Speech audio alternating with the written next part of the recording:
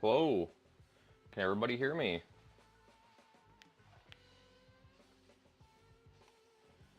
Bring the music down some.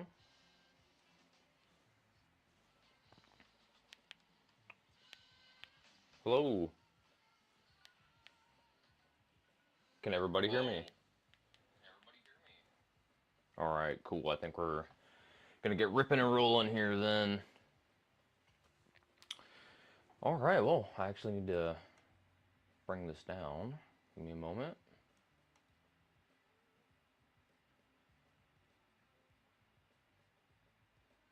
Try to get it centered here.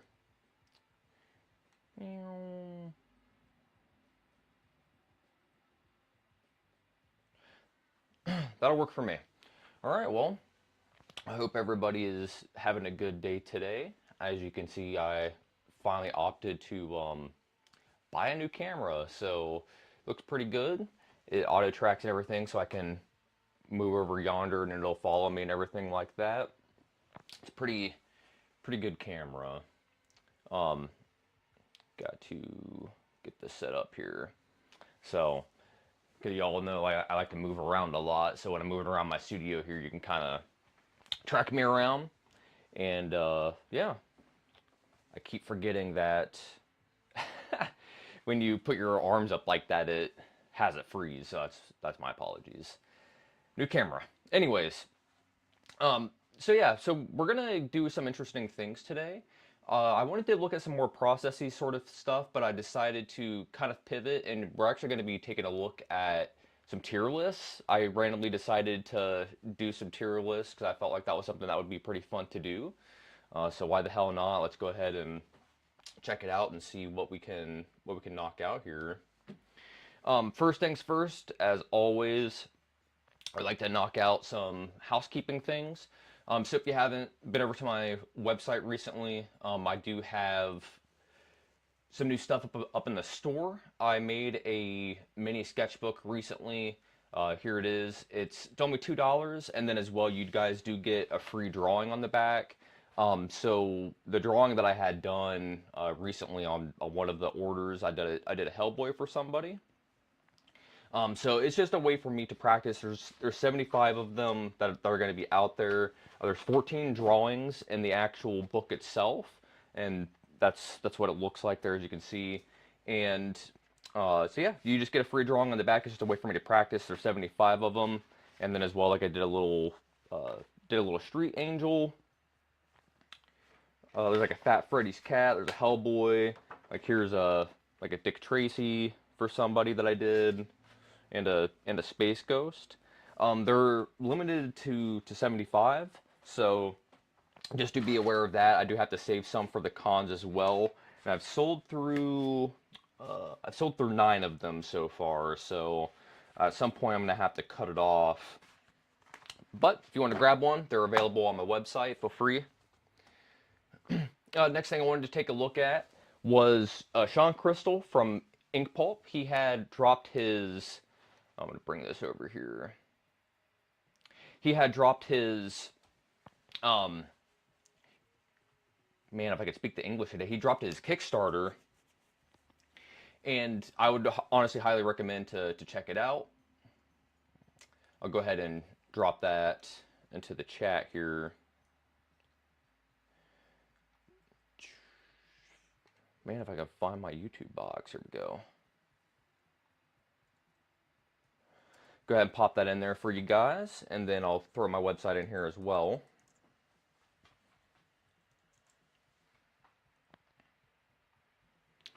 Cool. So yeah, his book looks like it's more about like process and things like that. So it's definitely going to be something more up our alley for the people that are fans of the stuff that I do here. In it as well, if you are a Patreon or like a VIP on Sean's website, as you can see, I have a 10% discount there, so you can get it at a discount. He is going to be offering a print set, and the book is hardcover as well, and then you can get into like his painting workshop, which I don't think I'm going to do. I really don't have any interest in painting, so who really knows there what really goes on. But I would highly recommend to to back this book. Sean's a hell of a dude. The guy can draw his ass off. So if you haven't checked this out yet, highly recommend to do so, because like I said, I think you'll learn a lot from him, especially in his thumbnails. He's one of the instructors in the course that I'm taking right now at SVS, and the dude is super knowledgeable just about art and comics in general. So pick it up. All right, let's go ahead and pop into this bad boy here. So I figured this would be something that would be kind of fun to do, because I really haven't done anything like this before. And then as well, we're gonna probably do another Batman tier list as opposed to just this one. I felt like this one would be a fun one to kind of start with, purely because, let's see if we can zoom in here. Oh wow, yeah, the ads do not like that. I'm on a tier maker, so I don't have an ad blocker for this, so I apologize for that. We can probably just exit this crap out. All right, so I figured this would be a good one to start on, because these are the movies. I feel like I'm more knowledgeable on the Batman movies, more so than the comics, especially the animated series as well. I know like your basic Batman stuff in terms of like the comics, so your Dark Knight Returns and so on and so forth, like your big Batman books. Of course, I've read those, I own them. But in terms of like singular issues and things like that, I don't have a fucking clue. So I think that we should probably just go ahead and go in the order that these things were released. That's how these are laid out here for us. So, the first one that's on the list here is the Batman movie from the 60s. Adam West, Burt Ward, Cesar Romero, so on and so forth. I am a huge fan of this. Literally have a Cesar Romero figure hanging up there. I have a massive Cesar Romero painting on my wall in my living room. It's one of those things that I discovered Batman from the 60s. They would play reruns when I was a kid on TV, and that's how I discovered it. Immediately fell in love with it, and I still think that it's probably one of the more better renditions of Batman. I feel that a lot of people, shit on it because of the campiness and everything like that, which that's kind of the point. I think that the set design, the prop design, the art design, just everything about it, they nailed it on from that first episode on. And I think that really speaks testaments to everything. It's kind of the blueprint for obviously everything that came after it. So there's only one thing I could really do here, folks. We're putting that bitch in the S tier. Let's be realistic here. I think that the TV show is probably a bit stronger than the actual movie itself. But still, we gotta pay respect to the Bright Knight here. Okay, so we're moving on to the next one here.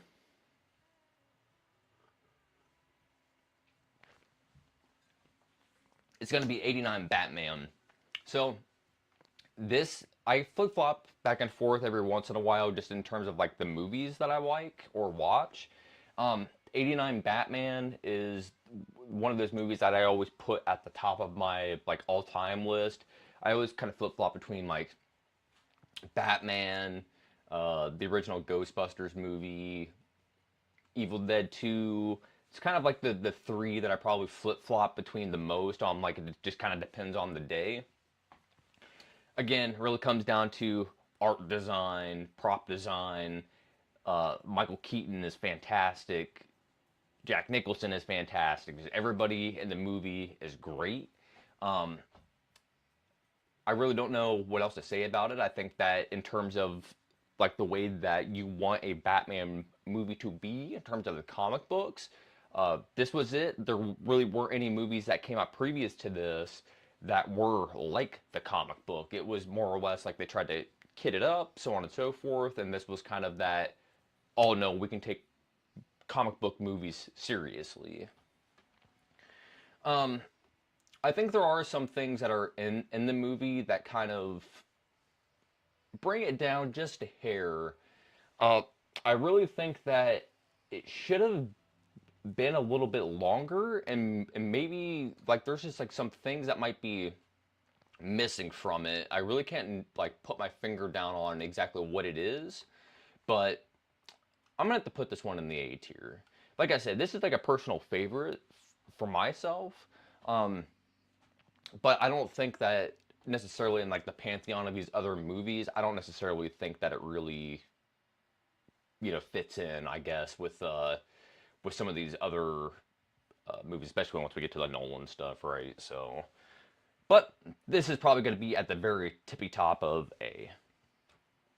All right, so Batman Returns. Uh, Again, got Michael Keaton back, Michelle Pfeiffer, and Danny DeVito.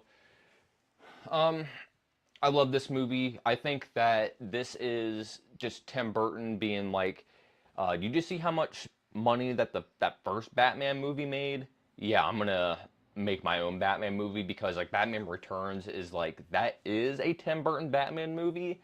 When I look at the first Batman movie, I more or less think of that as Tim Burton wanting to make a Batman movie in the studio and allowing him to, and then kind of still like overseeing things and having their fingers and like stringing their puppets on them. But then once they got the Batman Returns, they just let him do his thing, and I think that clearly shows because it's a Tim Burton movie through and through, from art design and just the weirdness, and I think just Danny DeVito's character design. That alone like speaks for where that movie was at when it came out. So, um, again, I love it, and I gotta put it in that A tier. I mean, Michelle Pfeiffer, am I right? So come on, Batman Forever. So I have a deep, deep, deep love for Batman Forever. Specifically like the Kenner Batman line. I collect and I have a majority of the toys from that line. I love the aesthetic of that movie. I think that it is the perfect blend of uh, the 60s campiness and the seriousness of the Burton movies. I think it gets unfairly shit on. There are plot holes in it. Tommy Lee Jones, I think his character obviously isn't very two-facey. Harvey Dent, it's like he's being like Jack, not he's like yeah, he's being like Jack Nicholson, and I think that to some extent, Jim Carrey is great up until he kind of has like the Riddler stuff on, and then it gets a little too crazy. But again, I love it. Um, it's just a different take on it, and like I was saying earlier, it's just that aesthetic of that movie. Like I'm obsessed with like the neon, and it's so dark. Once I get to Batman and Robin, it's like that the darkness kind of went away and it just became nothing but light. But Batman Forever is like a good mix between the two, and like I said, it's just that aesthetic, man. It's just so good. Um, Probably gonna be controversial, but I don't care. Throwing it in the S tier. Um, this is a personal list. I'm still looking at it, critically, obviously. Like I put one of my favorite movies, like I was saying earlier, it's like I flip flop between a couple of different movies. On if this Batman '89 is my favorite of all time, but there's just something about Batman Forever. It's like it's a special movie, and I think it's a very much a time and a place thing. It's very much a late '90s thing, and I don't think it could happen outside of that. So you kind of have to look at it through that lens.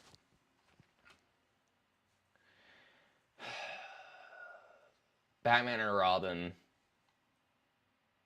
Let's just do it. We're gonna throw it in the D tier. I think that again it gets unfairly shit on. Is it a good movie? No. Is it a bad movie? No. It's actually a very bad movie. It's a terrible movie, I would even judge to say. Um, but I still think that it has some merits to it. The set designs are not great in it. Like they look fake and cheap. Um, Arnold's costume looks terrible. The Bat costumes look terrible.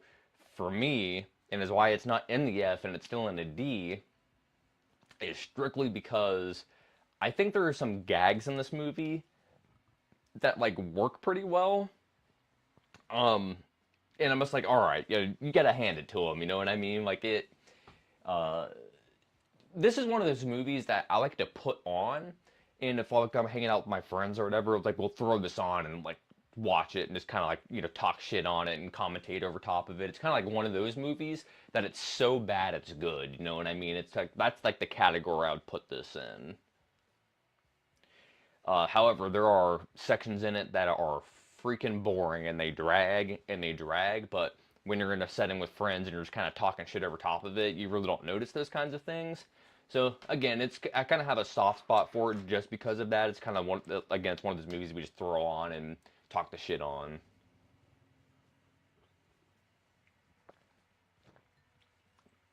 Everybody's got those movies like The Room is a popular one or whatever, you know, that friends will get together and just kind of watch and just laugh at.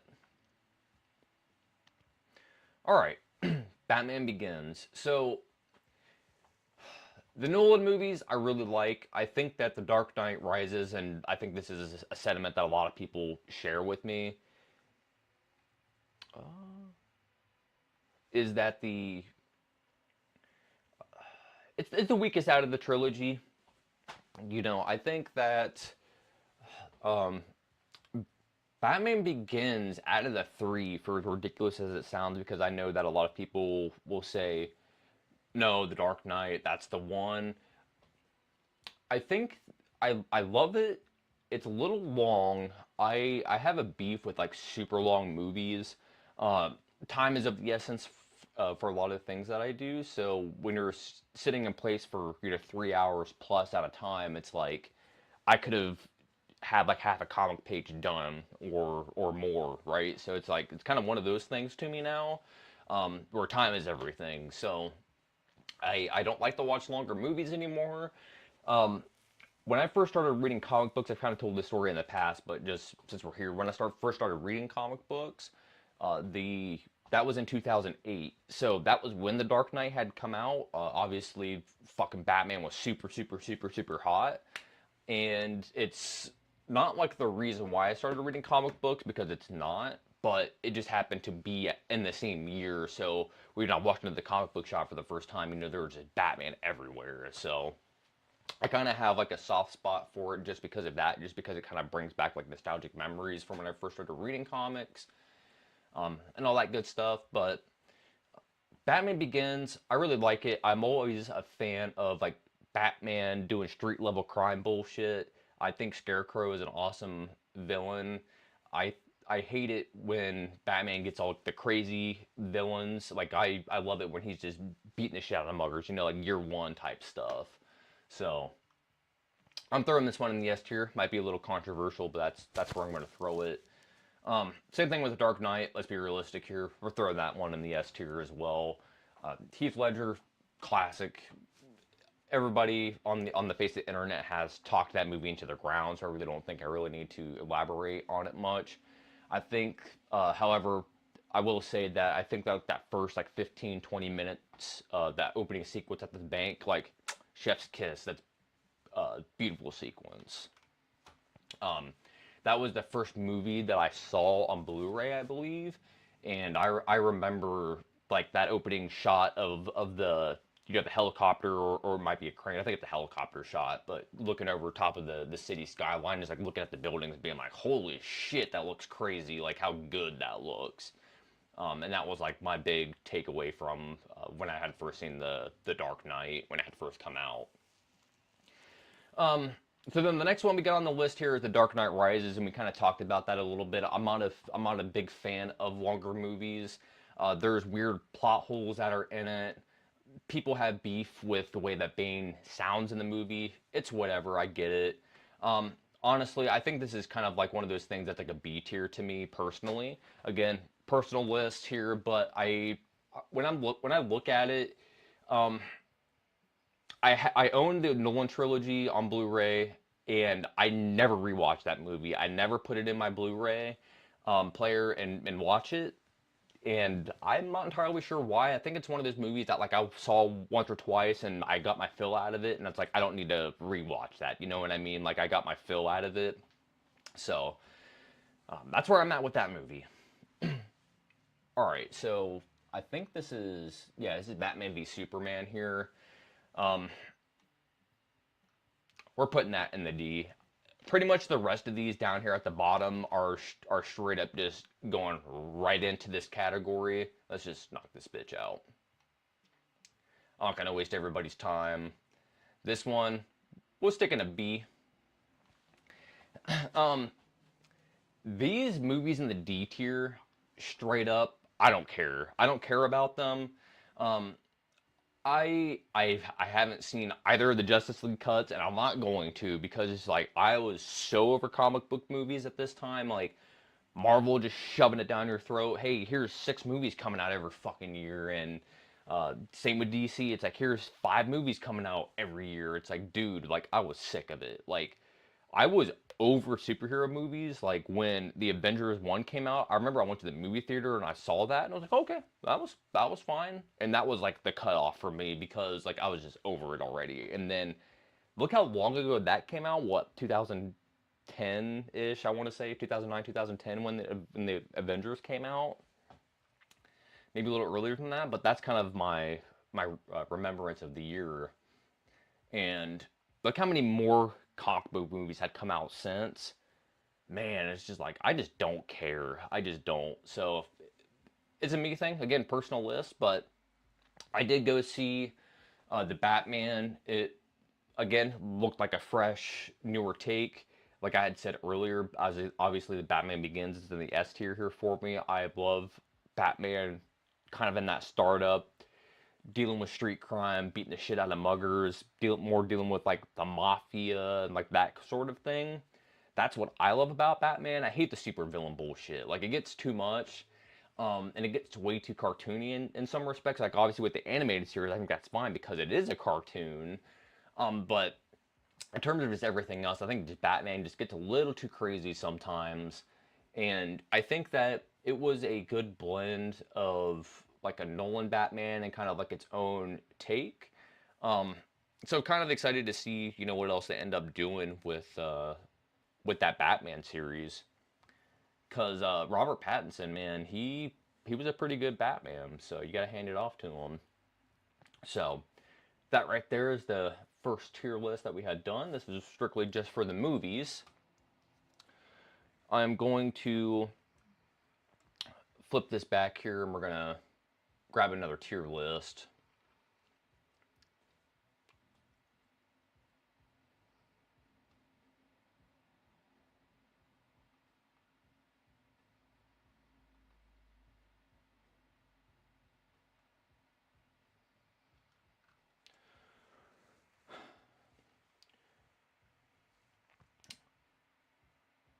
Let's see here. What are we gonna do?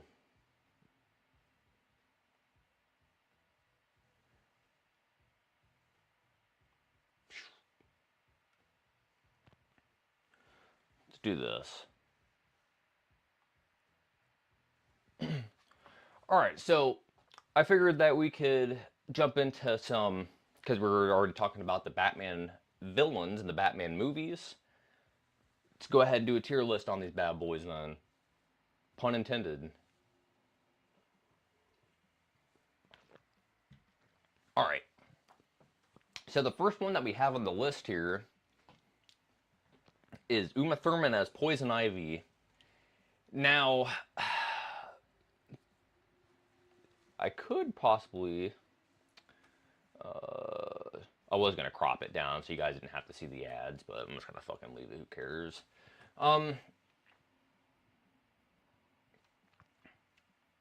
Yeah.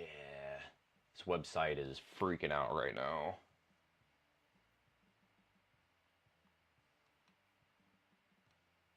It's working. I mean, that's where he's gonna go anyways, right? So that's where we're just gonna keep it. Um, Poison Ivy. So the thing with her is, I think that she was doing the best with the material that was given to her. And she just went all out with it. So I honestly would hate to shit on it. I would even judge to say that it is good. Is it good for the character? Absolutely not. The movie itself is bad, the character itself is bad, but I think her acting is fine and she's really putting it on, and again, she is just doing with what was given to her. So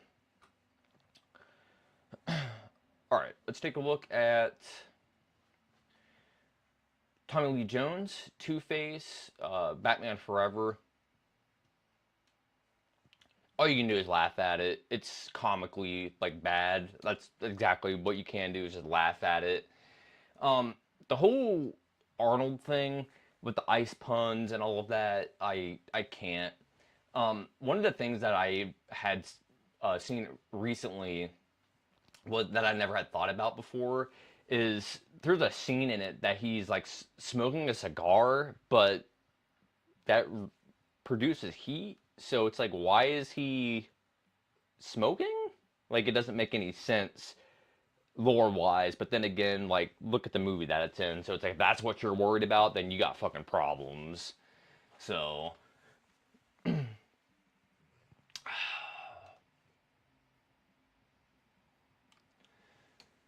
definitive villain. What else can you say about it that hasn't been already said before? It's iconic. The character design is iconic. Him biting that dude's fucking face off at like towards like the when he gets finally introduced in the movie, iconic. I love it, man. What else can you say? Love it, love it, love it. Also, just a Sasquatch, just with tubes coming at it with the lucha mask on. Terrible. Gonna throw Michelle Pfeiffer into the fantastic category. I think she's great. I think the costume, obviously, it's awesome. Um, I don't know. It still comes off as like Tim Burton-y, and it's weird.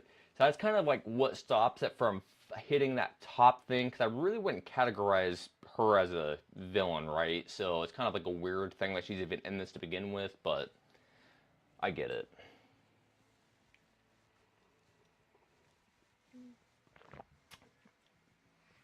All right, so Christopher Walken, um, man, I'm gonna put him in like good category. So I think his performance is awesome in this movie. It's just, I don't know. It's like I feel that the casting is off. Christopher Walken, obviously, he's a great actor. The dude can probably act circles around a lot of people, but the wig throws me off. He just looks like he looks too young. You know what I mean? Like, I feel like if it was like Sir Alec McGuinness or like somebody like that, kind of older, more prestigious, maybe like even British. Uh, Still great performance, good performance, but I think it's just more of a casting thing. Him in that role is just a little weird.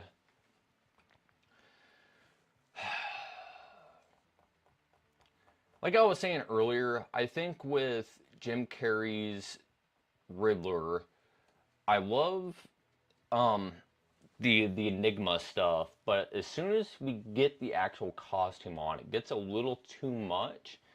I understand what he's trying to do, and I think that obviously he sticks out in the movie. I love the costume design itself. I think it's a good modern take on what like Frank Gorshish would have been doing in the 60s. But it's just like he's at an 11, he should have been at like a 7 or like an 8. You know what I'm saying? Frank Gorsich just like nailed it that first time go around because people think that he acted like this in those movies where he's all crazy and animated and jumping around and shit. No, he was not.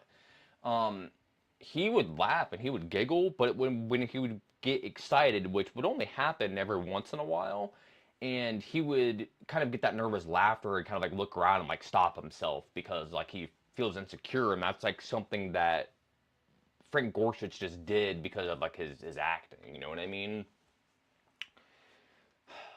I'm gonna put this one at the top of good. I feel like that's kind of where it belongs. Um, Again, he's doing the best with the material that was given to him. I feel, I like I had said earlier, I think he's at an 11, and he should have been in like a 7 or an 8 in terms of like his energy level. Well, what else are you gonna say? Like, that is the blueprint for the Batman villain. Like Jack Nicholson, that's him. Even um, wow, my brain is blanking right now. Mark Hamill, even he had said like he was scared going into doing the Joker for the animated series because he had to follow up Jack Nicholson, even though it's a voice role. Um, Nobody had taken that to screen before. Nobody had voiced it before. So it's like, what do you do with this character? Like, oh no, that's not true. Nobody, people have voiced him in the cartoons and things like that. I digress off of that, but um, those were still cartoony though, because the old Hanna-Barbera cartoons and everything like that, like very cartoony, very like villain voice of the the 60s and the 70s. But dude, just Jack Nicholson really just takes that movie, he ties it together. Like his chemistry and Michael Keaton's chemistry together is so good. Like that scene where Batman is with man, what the hell is her name in that movie? Is it Veronica Corningstone? Is that her is that her name? Character's name? Yeah, I think it is, right? That's her name. Um, but when she's interviewing Bruce Wayne in like that loft suite area, and Joker kind of shows up. It's the whole like, you ever dance with the devil in the pale moonlight? You want to get nuts? Let's get nuts. Like that whole scene is fucking iconic, and people still talk about it. And I think it's one of those things like, you want to get nuts? Let's get nuts. Like that line in of itself, like that has transcended that movie, and people probably don't even know that it's from that Batman movie.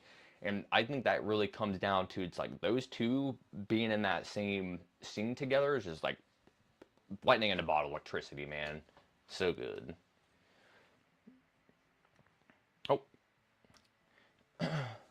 all right. So I think that we're probably. Why is it so zoomed in? Strange. There we go. Um, but I think that's probably where I'm gonna end up calling it, though. I have a lot of stuff I got to get caught up on.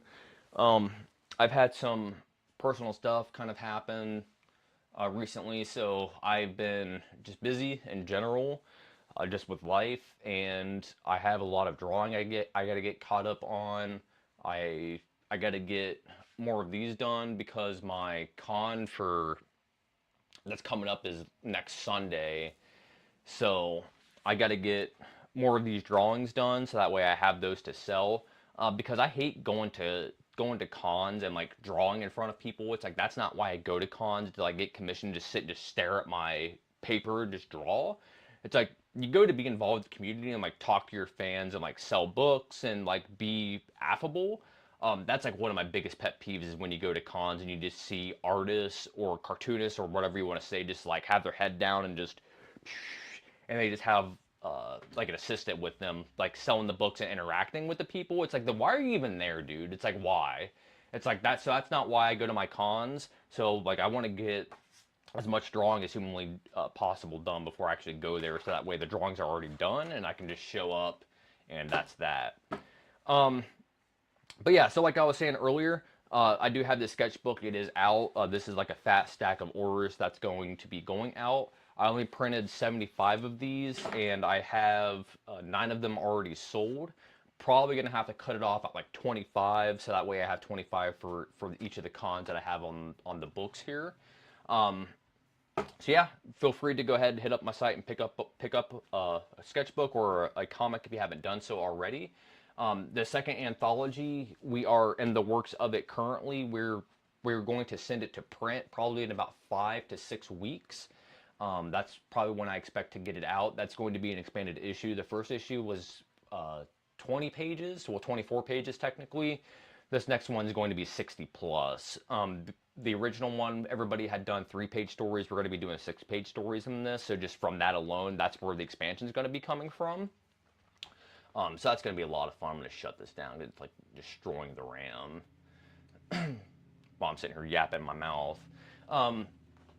So that's kind of what I have in the works now. And then as well, I have another graphic novel that I'm working on. This is kind of like my idea book for it. Whoa, why did it do that? Come around this way, camera.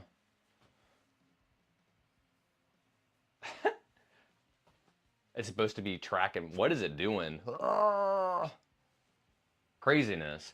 Um, so this is the kind of like my idea book behind the book that I'm working on right now. It's going to be 80 to 100 pages is kind of what I'm suspecting now. I thought it was going to be about 60 to 70 pages. Probably going to end up being more than that just from exposition and whatever else that might be happening. Um, this thing probably is going to be out till later in the year, if not early into next year, strictly because I have cons coming up, other life things, just working a normal job and whatever else. So it's a little bit a matter of what I can get done. The homework that we have this week for SVS is just like getting basic pencils for 3 pages done. Um, that I can honestly do that in a day. Usually I can pencil, ink, and like color, which I consider like doing deleter screen tones and things like that on it. I can usually knock one of those out in a day or two. Just kind of depends on the amount of drawing that's on the page. But generally, that's where I sit at in terms of my production time. So, second book for the anthology should be out towards the middle of August, towards the tail end of August. Be fresh and new for Eddie Pecan, and then the uh, my graphic novel that I'm working on. Like I said, that probably won't be out until later in the year, if not rolling into the beginning of next year. Kind of time permits on that, but we will see. If you guys are just now joining, I'm probably going to end up cutting out here because like I was saying, I have a lot of stuff I got to get working on. So if you didn't see already, I did like 3 or 4 tier lists of just random Batman things for like the last hour. So feel free to go back and see it on the replay because I think there's some pretty interesting just discussion there just in general just about like Batman villains, Batman movies we looked at. So feel free to go back in the replay and take a look at it. I might end up like streaming someday randomly this week. I'll probably just be sitting here drawing or like writing some more of my comics. So if you guys wanted to, stop by then, feel free. It's probably just gonna be some random day. I'll probably just pop it on. I'll just be sitting here working and we can just sit here and just chat. So with that being said, I hope everybody has a good rest of your weekend and have a good rest of your day. As always,